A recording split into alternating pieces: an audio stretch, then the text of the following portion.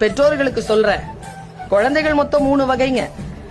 1, நல்லா படிக்கும், நிறைய மார்க் வாங்கும், புத்திசாலி, அடி வாங்காது, சூப்பரா இருக்கும். அது நம்ம வீட்டுல இருக்காது, பக்கத்து வீட்டுல இருக்கு. 2வது வகை என்ன மாதிரி, திறமைசாலி, ஃபெயில் ஆகாது, பாஸ் பண்ணிடும், நல்லா பேசும், டான்ஸ் ஆடும், பாட்டு பாடும், பிரைஸ் வாங்கிட்டு வந்து வீட்டுல கொடுக்கும். அதுவும் உங்க வீட்டுல இருக்காது. 3வது ரகம்னு ஒண்ணு இருக்குது, புலி மூட்டைன்னு பேரு.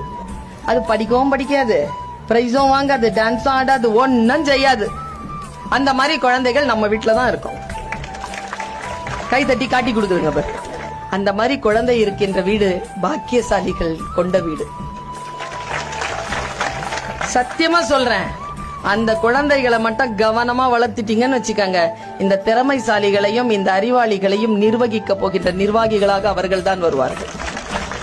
இவங்க எல்லாம் சம்பளம் வாங்குவாங்க, அவங்க சம்பளம் கொடுப்பாங்க.